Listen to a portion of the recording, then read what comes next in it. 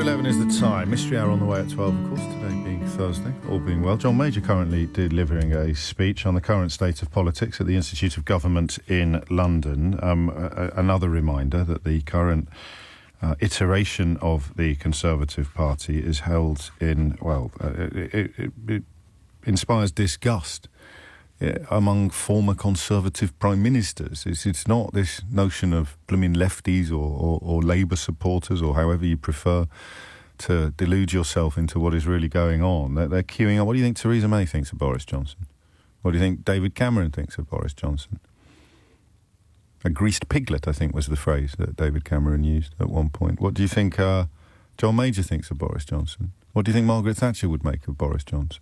It's a funny one, isn't it?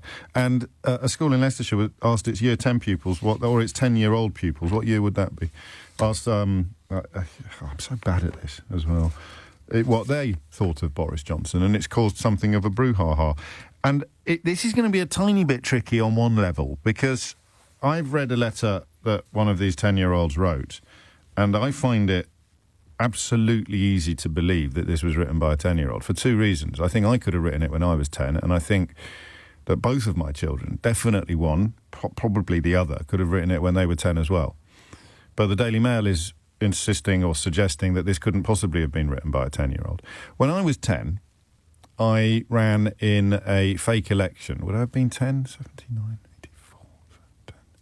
84, 10 or 11? I ran in a fake election at my prep school.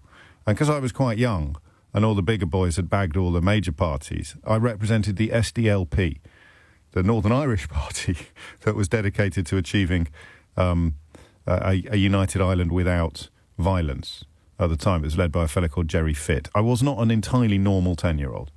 I think that much is clear.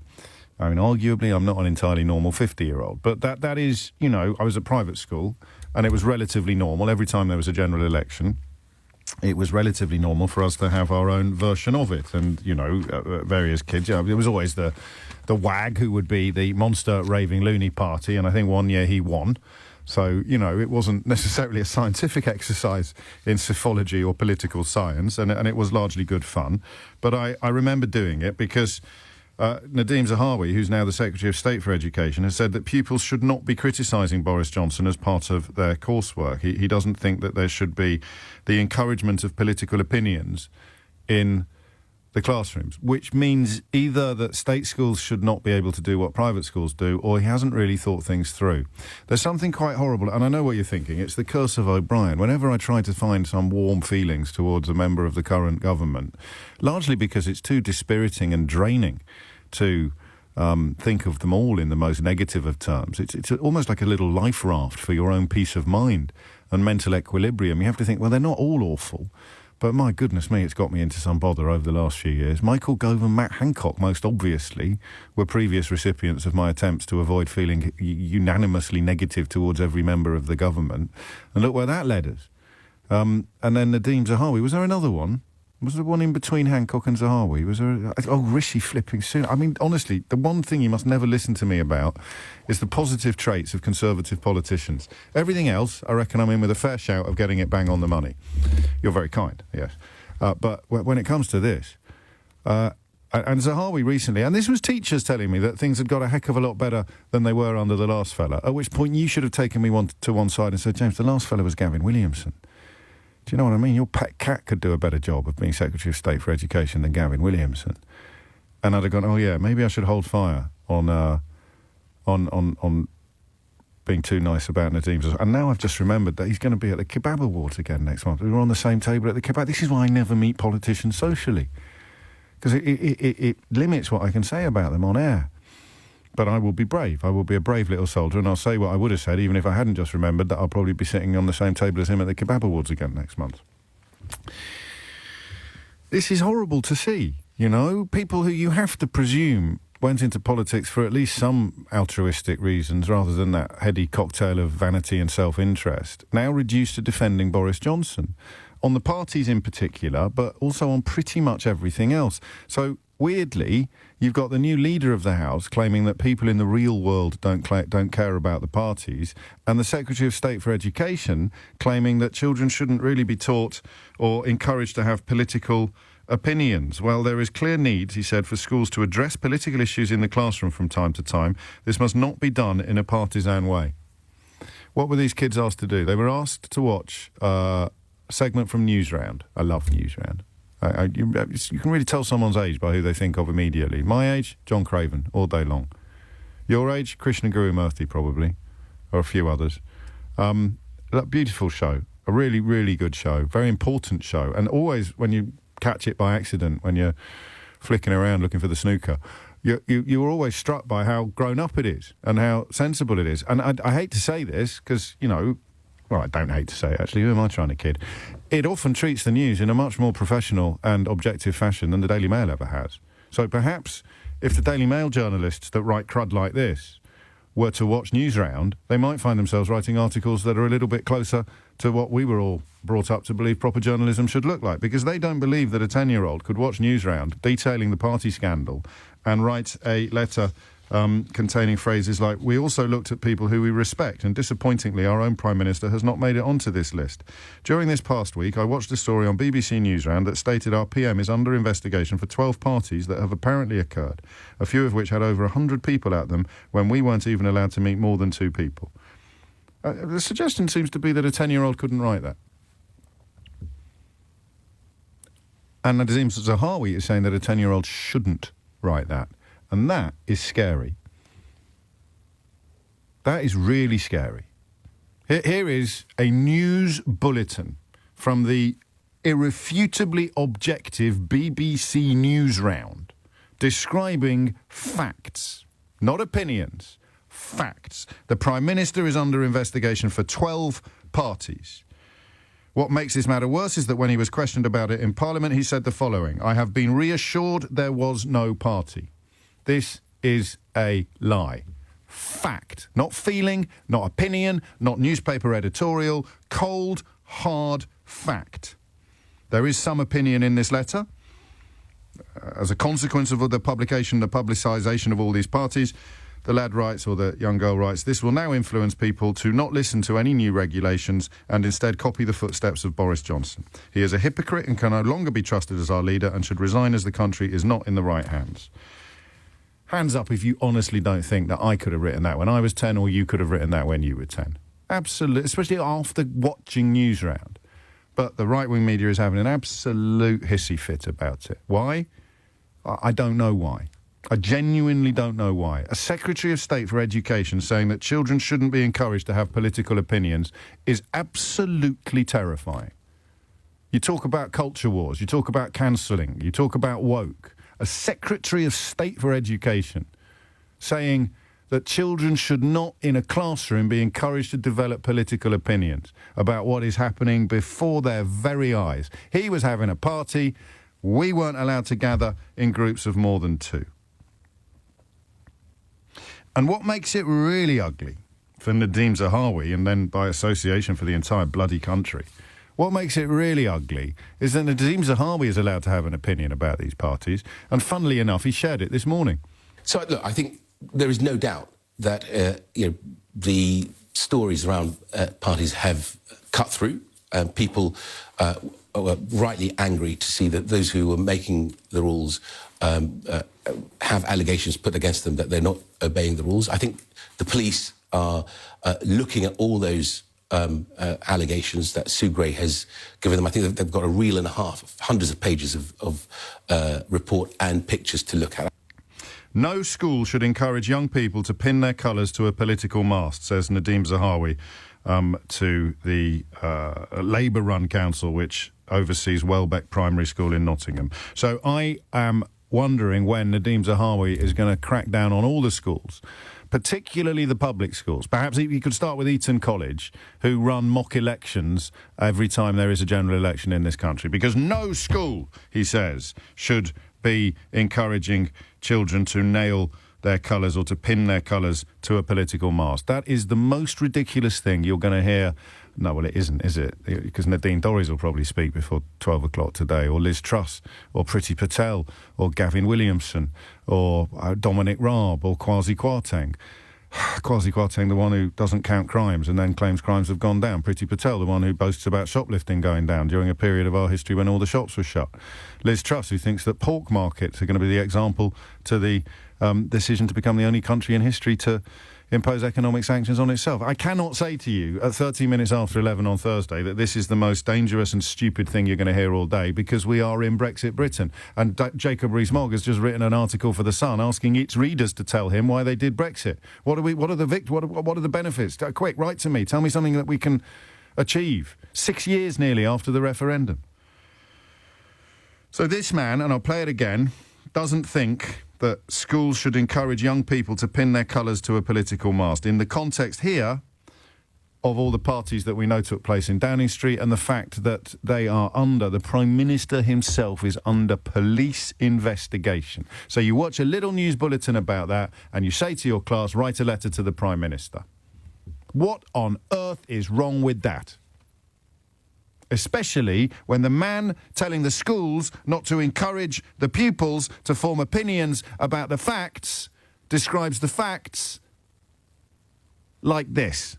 So, look, I think there is no doubt that the stories around parties have cut through, and people were rightly angry to see that those who were making the rules have allegations put against them that they're not obeying the rules. I think the police are looking at all those allegations that Sue Gray has given them. I think they've got a reel and a half, hundreds of pages of report and pictures to look at.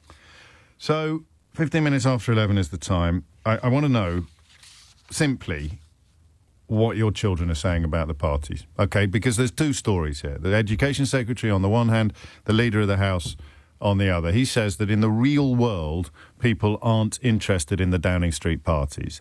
They parked the tanks on the lawn this morning with the champagne story or the fizzy wine story or whatever it was. I think Nadhim Zahawi at one point might have said, well, it doesn't really count as a party because there wasn't any alcohol there. And now there's a picture of the alcohol there. These are the contortions into which these people, and I would almost say these poor people, but I won't. These are the contortions into which these people have to tie themselves to defend a liar. And you don't have to be a 10-year-old pupil who's just watched Newsround to be able to state categorically and factually that Boris Johnson is a proven and serial liar. But the Secretary of State for Education is reduced to pretending that he doesn't think children should be able to say that in school. It's horrible. It's ugly. So you know what your children think about the parties because you've had conversations about it. You know what your 10-year-old thinks about Boris Johnson's parties because you've had conversations about it. You know what your 10-year-old thinks about Boris Johnson's parties because they watch Newsround and come to you and ask you questions. You know what your children think about the Downing Street parties. Two questions. What do they think about the Downing Street parties, and do they live in the real world, where, according to the Leader of the House, Mark Harper, I think it is, nobody cares. Nobody cares about these parties. And that, of course, is the next gamble. That's the next stage of the con. Absolutely egregious and probably criminal behaviour. We can't deny it. What do? We deny it. We can't deny it anymore. They've got pictures. OK, we try to downplay it. We can't downplay it anymore. There's 12 of them. OK, we claim that they weren't really parties. We can't do that anymore. The police are involved. OK, we claim that they're... Oh, I don't know. No one cares. No one cares. No one cares about the parties that we were desperately trying to deny the existence of just 2, 3, 4 short weeks ago. No one cares about the contents of the report that we said we'd wait until we could see before deciding whether we were going to submit a letter of no confidence. How completely corrupt does your conscience have to be to move in the space of a month from saying this is absolutely awful, but I don't want to actually put a dagger in the Prime Minister's back until the full investigation has been completed, to saying, as Mark Harper did yesterday, I don't care what's in the investigation because the people don't care about the crimes. The people don't care about the crimes. And this, of course, is the same government that decides not to count some crimes in order to release completely bogus and manipulated figures, which this Prime Minister will then defend on his feet in the actual House of Commons. The same House of Commons where he told a vicious, far-right slur, demonstrably dishonest slur about the Leader of the Opposition. And I don't know why, but I think I've just turned into Jonathan Pye. 20 minutes after 11, it's Mark bloody Spencer, not Mark Harper. You probably noticed I said Leader of the House about 10 times then, because I've got one of those brain glitches when it comes to Spencer and Harper. The same with Julian Smith and Julian Knight, who also, I think, fall on rather different sides of this divide, despite all being in the Conservative Party. So Mark Spencer is the new leader of the House. This is no ordinary hypocrite talking about how people in the real world don't care about the parties. This is a Mark Spencer hypocrisy. I must be the millionth person to do that joke, so please don't think I'm trying to pass it off as my own. I have a 10-year-old child, writes Lisa, and we regularly discuss politics. Her viewpoint on this was that Boris has to go. She fully understands what happened, and in her opinion, he was utterly wrong. People could not see loved ones, and he had parties. She also wants to be Prime Minister one day. She could do a better job now. Anne's in Worksop. Anne, A, do you live in the real world? And B, are your children capable of forming opinions about possible criminality on the part of their Prime Minister? Oh, big question for a first-time caller. Yes, I live in the... Yes, no pressure there. I live in the real world. I have grown-up children and grandchildren, and I'm also working in the education sector. I'm a consultant, which means I work with children day in, day out. I live and breathe it. And my husband's a teacher of 30 years. So I just got really cross, I guess, being mindful of what I'm saying. Yes. With the thoughts that people think the education minister is thinking that children can't form an opinion when offered something to... Not that they can't, Anne. Not that they can't. It's the fact that they can that's the problem. They mustn't and they shouldn't form opinions about politics in classrooms. What are we doing? I mean, my job is to work with children and young people all the time. I run an anti-bullying company, and it's all about respect and resilience and listening to opinion and looking after each other and being kind. So my job's been extremely hard over the past 3 years because people are becoming increasingly unkind. And when they're seeing the people in power behaving in this way, and I talk about role models all the time with them, young people are quite cross about this, and they say, well, hold on a minute, we're learning the right things, but we're not allowed to express our own opinions. People that are making the decisions about our schools are saying that, I know that some people are saying that the teachers led the children, but we do so much around debate now with kids. We offer them this information and we encourage them, heaven forbid, we encourage them to form a rational opinion of their own and share it. And if they see something's unjust, and my children were the same when they were growing up, they would speak out, and I encourage them to speak out if something isn't to their opinion. You've got to do it, haven't you? Isn't that the way we want people to be developed? Don't be ridiculous. Listen to Brendan Clark-Smith. He's a former teacher, and he is a furious Tory MP who told his local newspapers, your neck of the woods, isn't it, this? It looks like they have done... So. No, listen to this. Yeah. This is a definition of someone who's really done his research and is therefore supremely qualified to offer comment on the topic in hand. He says, it looks like they have done some sort of lesson about the PM breaking rules. So he's clearly done his research. He then went on to say it was very overtly political and very, very one-sided to explain the PM's rule-breaking to the children in this way. What do you think, Anne, as an expert of several decades standing, how would you explain the PM's rule-breaking in a way that wasn't one-sided? You offer them the information, which is exactly as I... No, you can't do that, because that would be one-sided, because he did break the rules. So how are you going to do it in a two-sided way? On one side, there's rule-breaking, and on the other side, there's no rule-breaking. We know he broke the rules. How do you do it in a two-sided way? Well, that's the whole point, isn't it? Because yes. You ask the children, you show them the information. You don't. The report, as I understood it, was this has happened. What do you think? What could have happened? They gave them the opportunity to discuss it, which is what I do when I'm discussing anything, and say, what about the other side? I've just done a session on internet safety and how children speak to each other, and the children in that school who were telling me, oh, well, they might send it, but this is why it would upset someone, but I could understand if they sent it, it wouldn't. So already children are making those decisions for themselves. My concern is that people think that it's a one-sided report. I've grown up on Newsround. There's all sorts of BBC bite-size and other media that are out there for children. CBeebies talk about keeping safe and looking after yourself. Are we saying that they shouldn't be sharing that content because that's one-sided? Or are we just presenting children with the information so they can make their own decisions? I think that... well, down with that sort of thing. Yeah, I just think the education minister just needs to just go and actually sit in a classroom, heaven forbid, he knows, and talk to real children. He knows. And maybe children from this area and around the areas I work with that actually know exactly what's going on, and they do feel that things are unfair, and they have made the sacrifices. Have they made more sacrifices than the rest of us in many ways, the children? Boris, we all know it's about save Mr Johnson, don't we? I don't call him Boris because he's not my Prime Minister, as you might have guessed, but he is the Prime Minister, and I think that's very different. I think that, and the fact that people are now saying, oh, nobody cares. Yes, we do care. People have made sacrifices. People have died. And this man is supposed to be making decisions for our country. And I think our children are the next voters. So I think that's very, in a few years' time, these children, in 8 years' time, which is no time at all, will be making their own decisions, won't they? And they will remember. They will remember. It is. You can tell the ones that know what they're doing. There are some that don't, and they're the ones that end up getting very... I almost have to hold back now because you begin to worry about the welfare of some of the ministers that defend him in the most sort of hysterical of terms, male and female, on the telly or on social media. But you can tell the ones who can feel their souls seeping away. You had the fella earlier this week who couldn't stop swallowing just before he told another fib, and now you've got Nadhim Zahawi, who knows that he didn't go into politics. He became Secretary of State for Education, and in less than a year, he's calling for children not to be taught to have opinions, not to be encouraged to have political opinions. And thank you. That was quite the debut, actually. I wondered whether you were going to carry us all the way to Mystery Hour at one point there, but it's now 11:27. We'll talk again. Una is in Beccles. Una, what would you like to say? Well, I'd like to tell you that for many years I was a Democratic Services officer working over a number of different London boroughs, and it was in my job description, and it was a requirement for us to promote democracy. And one of the things we did every year, there is a week, or there used to be before COVID, don't know if it's still the case. Hang on, do you need to get that?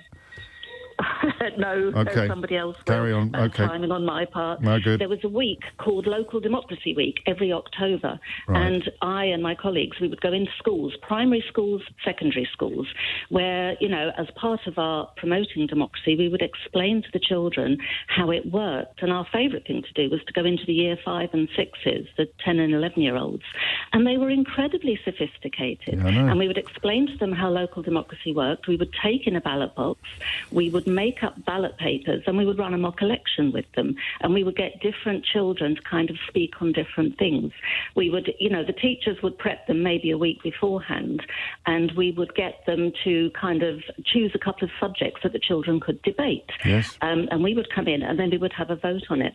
And one of our favourite things to do, because it really did come home to the kids, was we would say, OK, your local council has this much money and they have a difficult choice to make. They can either spend it on keeping the old people's home open, or they can spend it on keeping the leisure centre, the park and swimming pool open. What do you think they should do? Bloody communists. And they would... Sorry? Anyway, we would give them a couple of difficult, what do we do? Have I got grandparents? Have I got, younger brothers and sisters? And that they would really drill down into the nub of it. And then sometimes we'd take them into the council chamber and get them to sort of properly debate and see how it worked in the real world.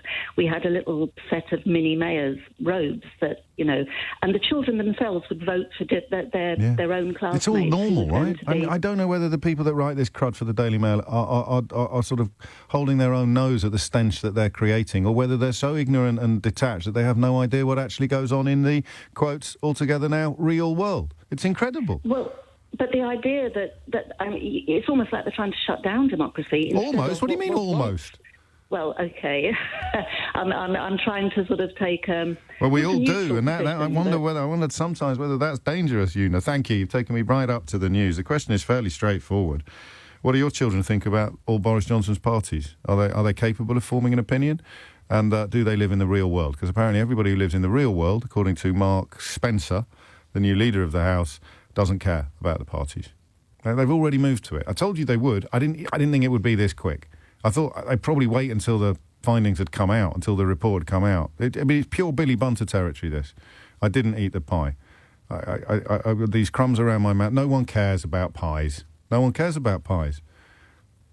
11:30 is the time. We're going to find out a little more about this John Major speech after the news headlines with Dominic Ellis. 11:34 is the time. You're listening to James O'Brien on LBC. Theo Usherwood will join us shortly to cast an eye over this amazing speech. You think of Sir John Major as a byword for mild-mannered and sort of calm and famously grey. He was always portrayed as being very grey and dull and boring, but he is incandescent, I think, in his discussions of Boris Johnson's behaviour in Downing Street. Theo will join us shortly. 11:35 is the time. Back to the idea of 10-year-olds. I may have said they were writing letters to the Prime Minister. They're writing letters to their local MP. I might read you all of it, actually. I think I will. This week in Year 6, we have been looking at our aspirations and role models for the future. We looked at famous leaders such as Nelson Mandela and Barack Obama, and we have also looked at teachers and head teachers who are doing their part in keeping us happy, healthy and safe. We also looked at people who we respect, and disappointingly, our own Prime Minister has not made it onto this list. During this past week, I watched a story on BBC Newsround that stated our PM is under investigation for 12 parties that have apparently occurred, a few of which had over 100 people at them, when we weren't even allowed to meet more than 2 people. What makes this matter worse is that when he was questioned about it in Parliament, he said the following: "I have been reassured there was no party. This is a lie." We also looked at people who we respect, and disappointingly, that's a repeat. That must be a picture caption that's just been reprinted on my copy. It goes on to refer to a BBC Newsround report watched by the People, which stated that Mr Johnson was under investigation for 12 parties. This will now influence people to not listen to any new regulations and instead copy the footsteps of Boris Johnson. He is a hypocrite and can no longer be trusted as our leader and should resign, as the country is not in the right hands. It is so mild and accurate that the notion of a Secretary of State for Education seeking to prohibit or outlaw this sort of lesson, this sort of teaching, this sort of letter should strike a chill into the very core of you. And it will, unless you've still got the blinkers on. And it will, unless you're still in the cult. And it will, unless your scarf is tied so tightly around your neck that it's cut off the flow of blood to your brain. You are not in favour of politicians saying that anything that casts their leader in a bad light should be banned from schools. You're simply not in favour of that. And if you're still wrestling with the idea that you think you might be, just pause once again to wonder how they did this to you. And the reason they've got a problem with it? Critical thinking is their enemy. Critical thinking is kryptonite to the current Conservative brand. Critical thinking is the polar opposite of deference and cap doffing and forelock tugging, and critical thinking is what we'll do for them. The only question now really is when. 11:37 is the time. Anthony is in Cardiff. Back to the 10-year-olds and the real world. Anthony, what would you like to say? Well, I've got my actual 10-year-old daughter sat next to me right now. She's off school because her asthma was actually playing up bad last night. Okay, I'm sorry. And we were just listening to you, and she said, if the children who have suffered through this, her and her friends, she hasn't seen her friends and her family throughout all the lockdown, and she said to me it wasn't fair. Pretty straightforward, isn't it? And then finding... Oh, hang on, I don't... Well, I suppose we've got the dad's permission. Hello. Hello. Hello. How are you feeling today? Good. What did you think? You haven't told me your name. What's your name? Grace. Hello, Grace. That's one of my favourite names, actually. I've got a little girl whose middle name is Grace. What did you think, Grace, when you found out that Boris Johnson had been having lots of parties? It was, not fair because, we haven't seen our family in, 2 years. We've been in lockdown, and it's really not fair on us anymore. You didn't have any parties? You didn't go to any parties? Did you not? You didn't have any champagne? No. I can hear you, Dad. You're gonna cause a conspiracy, whispering in the background. I hope that was just you coping with Grace being nervous and not you saying, "Don't tell the man on the radio that we gave you champagne on Christmas Day," Anthony. That would be. I get it right, James. Grace, I hope you feel better soon. I really do. I can tell you've got a bit of the bad asthma at the moment, but you'll feel better soon, I'm sure. And Anthony, before you go, this idea that your daughter's not capable of forming opinions or shouldn't be allowed to in school, watch Newsround and then write her thoughts about what she's seen on the screen. How do you respond to that? News from Nadhim Zahawi. He's talking absolute drivel. I have brilliant conversations with Grace, my eldest, and Elizabeth, my youngest. I've got one of those at home as well. And they have their own ideas. We discuss it, and I think that's the best, the way things to be. Yes. Well, I mean, it is a bit of a statement of the bleeding obvious, and you don't need to be 10 years old sometimes to see the wood for the trees. Another Elizabeth here, Lizzie's just tweeted, "I'd have loved it if Grace had said he's and then some very naughty words." when you asked her what she thought of Boris and his parties. That's why they say never work with children and animals. And obviously Anthony's far too responsible a father to have allowed Grace to pick up any naughty words over the course of her 10 years on this earth. But that's what you worry about, Lizzie. You're absolutely right. I'll tweet that, just so you can see what the naughty words are, but I'm not going to say them on the radio. 20 to 12 is the time. Toby's in Bristol. Toby, what do you reckon? I think you're absolutely right. In fact, you sort of brought up the point I was going to make about the critical thinking being dangerous, because I remember way back when, sort of giving my age away, when I was still at secondary school, about the Section 28 and not teaching children about homophobia, homosexual relationships, about how much the government wanted to suppress this. And it sort of comes down to the idea that, we talk about it with our children. My children have got a bit older now, so we regularly would talk about what's going on in the world. And when I was still in the classroom, primary school classroom, I would regularly use Newsround as a way of exposing the children to ideas. And it's this idea, I don't think the Secretary of State has probably ever even looked at the national curriculum, because listening to that letter, it is exactly what you teach. Yes, I know. They're responding to the facts that have been put in front of them. It's literally an educational exercise. And why do they not want it? Well, you don't want a critical audience. And it's very much a way of keeping a populace down. You feed them the information you want to have. You don't let them think for themselves. They'll jump up and down and say, that's not the case, I think to myself. But it's very much the case we don't teach it in schools. We don't teach politics to our younger children. And I think that has a very big impact and explains why we are where we are now. Because if you understood the systems that you've lived in, if you understood, thinking back to Brexit, why we were in the European Union, it was very much, there's a good proportion of people who are voting because of Cameron and because of austerity. But if you don't understand the structures and the system that you live under, because we don't teach it, that's how you get to the situation, and why it's so head-bangingly frustrating, because there's been no input. And it is incredible. It's not the first time this week, never mind this year, that I've started on a story thinking, well, this is pretty rum. And then by the end of my own introduction, I'm thinking, this is actually outrageous. This is unbelievable. And you've got two today. You've got the one fella saying, oh, people in the real world don't care about the parties. And you've got the Secretary of State for Education saying pupils in schools shouldn't be encouraged to, essentially saying they shouldn't be encouraged to have political opinions. Yeah, my children, just as I say, my own children have got a bit older, but they missed out on 16th, 18th, 21st birthdays. They also missed out on graduating. And so my wife, who's a medic, has worked throughout this entire pandemic, travelling on the trains when no one would wear masks because of the confused messaging, dealing with patients who argue about the rights and wrongs of COVID.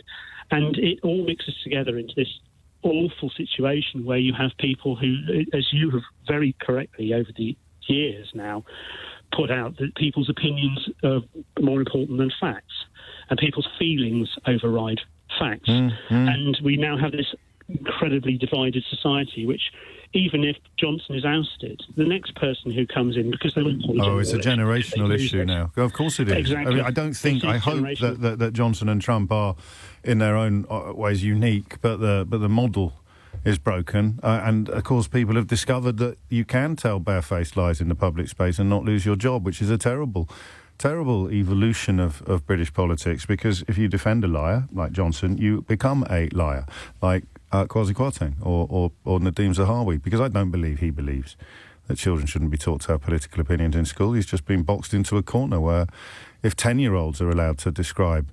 if 10-year-olds are allowed to have an opinion on whether it's raining or not, then the sight of cabinet ministers insisting that it's not raining when everybody, including them, is absolutely soaking wet becomes... too much for them to bear. And then you've got that little clip I forgot to pick up on in the last news bulletin about Boris Johnson talking about the importance of everybody following the rules internationally, the threat that Russia poses to the rules that keep us all safe. You couldn't make it up, could you? You literally couldn't make it up. Boris Johnson and everybody internationally will be looking at him and thinking about what they've read in their own newspapers and seen on their own news reports about the absolute clown car that Downing Street has become. They'll all be laughing, not just him, but by association at all of us. And then when he actually says, probably with that little smile that he does, when he actually says that following the rules is very important on the world stage, a man who is now being investigated for breaking the rules, or at least for presiding over at least 12 breaches of the rules that he made, investigated by the actual police, standing on the world stage claiming that he somehow has a role to play in protecting the rules that keep everybody safe internationally. That's actually incredible, right? I told you that would happen. I told you that the maddest thing I heard today wouldn't be the thing that I told you about it after 11 o'clock. I owe Gavin Williamson and Nadine Dorries an apology. It turned out it was Boris Johnson that came out with the even more crackpot comment than Nadhim Zahawi before we'd even reached Mystery Hour. It's 11:45. 10 to 12 is the time, and those desperate attempts to portray Boris Johnson's rule-breaking, lying about it. What do you have to do? And then people like Mark Spencer trying to trivialise it or pretend that it's not a big deal. Nadhim Zahawi, once again, was quite interesting on this subject not that long ago. I have to say to you, you just mentioned the quiz night and that picture today. What do we see in that picture? We see a Prime Minister on a virtual quiz night for 10 to 15 minutes to thank his staff, who, by the way, had no choice but to come in every single day. Let me just finish this point, right? Sitting in his office with the two people who are closest working with him, no alcohol on the table, not drinking, right?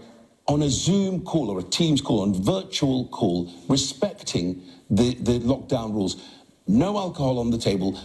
What was that, Nadhim, about the alcohol? Because obviously some people are already trying to pretend that having alcohol on the table is perfectly normal. Call that a party with tinsel and party hats and champagne. That's not a party. This is a party. This is a Mark Spencer party. So Nadhim Zahawi, if you have the pleasure of interviewing him, which I won't, categorically said that the reason why you shouldn't make a big deal about the quiz night is because there was no alcohol on the table. But don't take my word for it. I have to say to you, you just mentioned the quiz night and that picture today. What do we see in that picture? We see a Prime Minister on a virtual quiz night for 10 to 15 minutes to thank his staff, who, by the way, had no choice but to come in every single day. Let me just finish this point, right? Sitting in his office with the two people who are closest working with him, no alcohol on the table, not drinking, right? On a Zoom call or a Teams call, on virtual call, respecting the lockdown rules. No alcohol on the table. No alcohol on the table. Let me finish. I bet he wishes that interviewer hadn't let him finish. There is Nadhim Zahawi tying himself in absolute knots because he has elected to defend a proven liar. And it's made a liar out of him. Tragic, really. I wonder what John Major has to say about things. Theo Usherwood has just... Passed a blade? No, tangoed. Have we done tangoed? No, we did foxtrotted and polkaed. Oh, right. Oh, no, maybe we did tangoed. Pass a blade. Theo Usherwood has just passed a blade into the studio.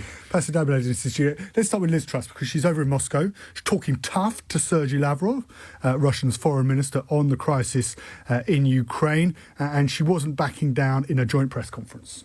Minister Lavrov has said to me today that Russia have no plans to invade Ukraine.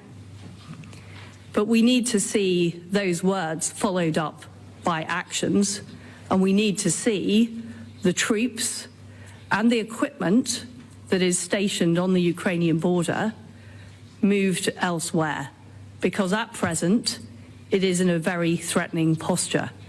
And whilst I want to work towards a better outcome, it's vitally important that the UK and its NATO allies are prepared for all eventualities. Now, she's doing a big girl voice. Robert Jenrick, the former Housing Secretary, did warn Liz Truss about going to Moscow, right, saying it probably wasn't perhaps advisable. No, but I'll tell you why she went to Moscow. So she could wear a woolly hat that is very similar, a fur hat that's very similar to one that Margaret Thatcher was famously photographed in. And then in all the sycophantic cheerleading newspapers, they put the two photographs of her and Margaret Thatcher in fur hats alongside each other. Well, the substance of the visit doesn't seem to have gone particularly well, going by Mr. Lavrov's response. I'm truly disappointed that this is like the deaf talking to the blind, etc., or basically nobody's hearing each other. Unfortunately, our attempts to explain ourselves have fallen on deaf ears. Someone is saying that Russia is waiting for the ground to freeze so that Russian tanks in Ukraine could move forward. And I think this is the frozen ground that we have faced today in our UK counterparts. We have provided lots of facts, a lot of explanations of details, including those provided by President Putin and other representatives of Russia, but they have all fallen on deaf ears. Now, the Prime Minister is in Brussels.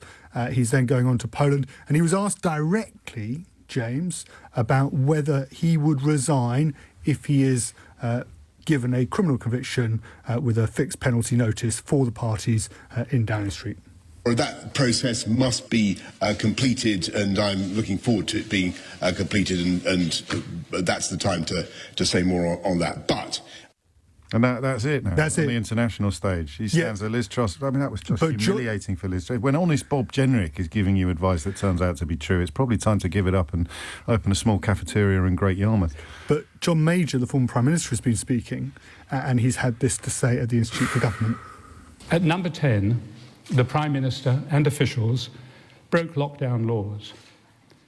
Brazen excuses were dreamed up. Day after day, the public was asked to believe the unbelievable.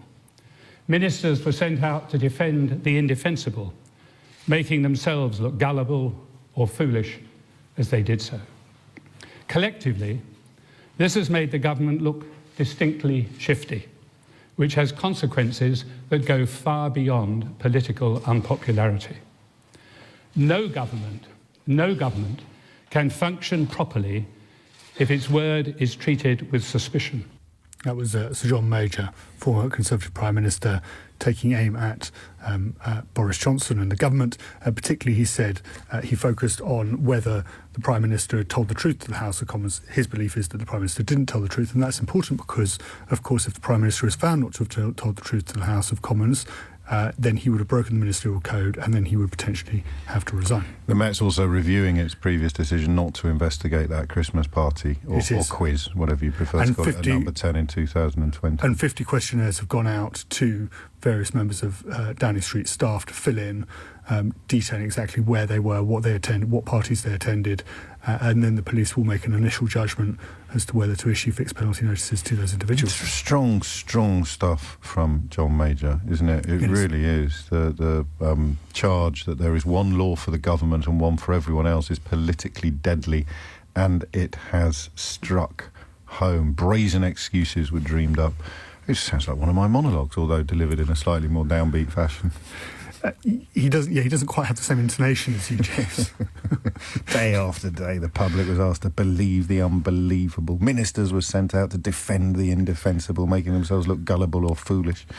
Or dishonest, I would add, but Sir John is... And of course, you did just play that clip from Nadhim Zahawi. You hadn't heard that. You should have seen Theo's face when he was like a truffle hound. He was like a truffle pig who just unearthed a big truffle in the forests of the Ardennes. Because that isn't Nadhim Zahawi saying, don't make a big fuss about this party because there wasn't any alcohol on the table. But what's so surprising... And now we've got a picture of alcohol on the table. What does he do? How do you row back from that, Mr Zahawi? But what's so surprising about that part of the government operation is that if Nadhim Zahawi is going out to defend the government, and this is what I find, just as a political journalist, quite astounding, is you go into number 10, you say, what can I say?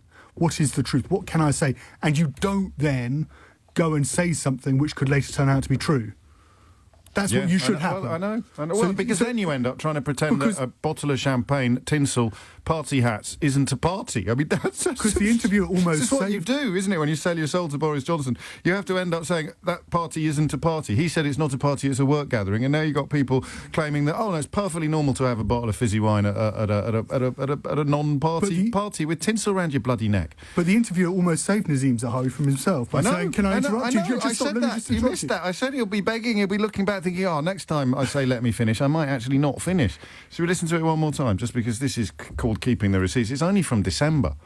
It's from December, Nadhim Zahawi, the Secretary of State for Education, who doesn't think children should be encouraged to have political opinions. And given the opinion that anybody following this particular story, Nadhim Zahawi, would inevitably arrive at, I'm beginning to understand why you're so desperate not to allow children to be encouraged to have political opinions. I suspect next you'll be calling for adults not to be allowed to have political opinions unless their political opinion is that a party isn't a party if the party is being attended by politicians that I'm tugging my forelock towards. I have to say to you, you just mentioned the quiz night and that picture today. What do we see in that picture? We see a Prime Minister on a virtual quiz night for 10 to 15 minutes to thank his staff, who, by the way, had no choice but to come in every single day. Let me just finish this point, right? Sitting in his office with the two people who are closest working with him, no alcohol on the table, not drinking, right? On a Zoom call or a Teams call, on virtual call, respecting the lockdown rules. No alcohol on the table.